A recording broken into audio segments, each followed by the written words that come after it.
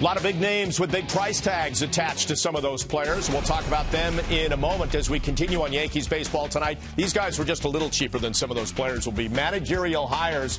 You see Terry Francona ending up with the Cleveland Indians, gets a 4-year deal there. John Farrell, the Red Sox, got their man back from the Toronto Blue Jays. And then Walt Weiss and Mike Redmond, Tyler, kind of continuing that trend of what we saw this past season. Right. We see, in baseball, the industry tends to do a lot of copycatting, and we saw last year some pretty successful things out of Robin Ventura and Mike Matheny, recently retired players who'd never been managers before, getting their first shot at it. And I think the Rockies and the Marlins are going that route, too. I mean, Walt Weiss has a lot of experience there with that organization, not a lot of managing experience at all. He was a high school manager last year. Mike Redmond, same thing with the Marlins. So, they're going with that recently retired former player who can relate to these young guys, and it's a much different feel in these hires than it was last year when we saw Valentine with the Red Sox and Guillen with the Marlins. Both of them had to win right away. These four guys aren't really in that situation right now. And I'll say this about Valentine and Guillen. I think that genre of managers is now done. We will not see them anymore. The Earl Weaver, Billy Martin, Lou Piniella type. These franchises, they're worth a ton of money. Teams don't want to risk the embarrassment anymore of what these guys can do on the field or say. And I think more and more we're seeing that the manager is treated as middle management. Right. And instead of dictating up like Earl Weaver would or Billy Martin, they get dictated down to, and it's much easier to do that to a Mike Redmond type or a Robin Ventura type than tell Lou Piniella what he has to do. Right. Those guys are grateful for having the opportunity in the first place. And also we see how they deal with us as reporters, but also it's the same way how they deal with the fans. I mean, these guys are the spokesmen for the organizations now more than ever, and they have to stay on message. I mean, you talk to Mike Matheny, he's an interesting guy. He's got a lot of experiences in the game, but when he gives an interview, he is always on message about what the St. Louis Cardinals front office wants him to communicate. A little different than a Tony La Russa, who was a little more free to say what Tony La Russa wanted to say, or a Lou Piniella or a Bobby V. And I think Joel's right.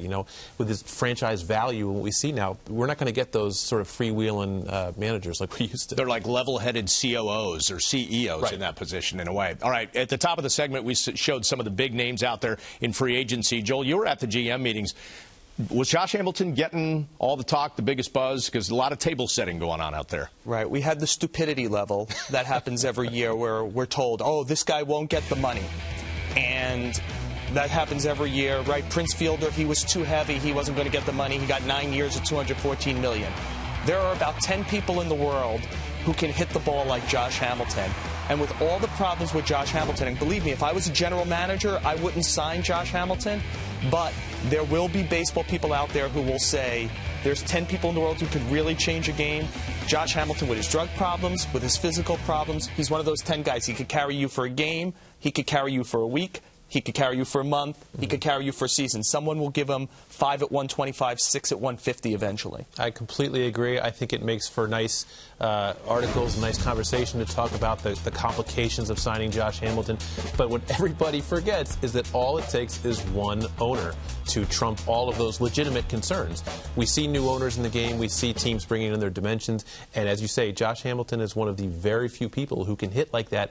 And it's very easy to imagine one of these owners saying he can make the difference for us, give him what he wants. And one of the things to remember now, it used to be we get to this point with this kind of player and we talk Yankees, or we talk Yankees Red Sox, or Yankees Red Sox Angels. The three teams that were hottest on Josh Hamilton at the GM meetings are Baltimore, Seattle, Milwaukee. There is a lot of money in this game. The national TV rights just doubled from about $25 million to $50 million. The local cable deals are going crazy. Baseball Advanced Media is feeding everybody's bottom line.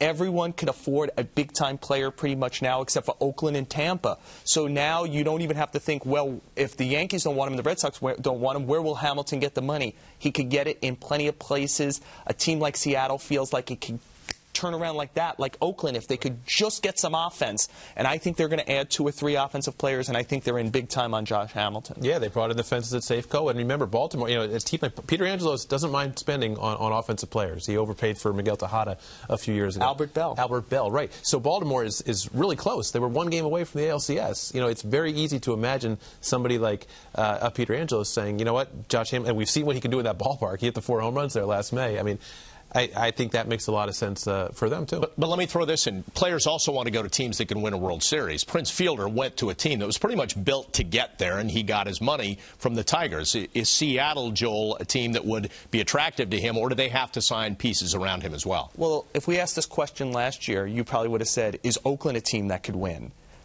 Seattle has a lot of what Oakland has. It has a pretty big ballpark, even with the fences moving in, and a lot of pitching.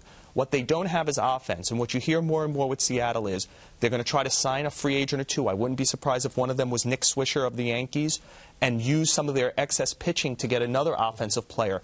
They want to go for it now. I think they see some vulnerability with the Angels moving those starting pitchers off their roster, Herron and Santana, and I think they even see some vulnerability with Texas because they might lose Hamilton, and they have some big free agents coming up. So I think that you could change around real quick. I don't think we all saw the Giants at this time coming last year as the World Series winner. Let me just add one quick question about Hamilton. The Rangers seem to have backed off of him a little bit. Doesn't that tell you something, Tyler? Yeah, well, I'm sure that I know the Rangers have put up with a lot more than they've ever been able to let on about Hamilton. But they're an organization that they got into a lot of problems, with their foundation with that 10-year contract with Alex Rodriguez in 2000. They know intimately how damaging one of those really long contracts can be. And Alex was a great player for them. He was actually great for those 10 years. But it was just the idea of locking up so much of your payroll into one guy. They've had a pretty good model here for a few years, and I think a guy like Torrey Hunter makes a lot more sense for them on a shorter-term contract where they can still get a little bit of production from him for a year or two than locking yourselves into Hamilton for a long, long time. That doesn't seem like the kind of play that the Rangers would make. People talk about Hamilton as a guy that needs a soft landing spot, the right environment around him as well. It's also been said about Zach Greinke, who is a free agent now. The Angels made the deal for him, Joel. Where ultimately do you see him ending up? They love pitching there. And Artie Moreno has shown at times he's willing to pay. Yeah, Zach Greinke has the greatest thing in the world going for him. You need two teams to make a market, and the two Southern California teams who are battling each other for that marketplace, they both want Zach Greinke. The Texas Rangers want Zach Greinke, and they're in competition with the Angels, and the Angels so badly need him. They traded 3 of their better prospects to get him. They just didn't retain on their option years Irvin Santana and Dan Herron, so they need to go along with Jared Weaver to have a legitimate rotation in a now strong division.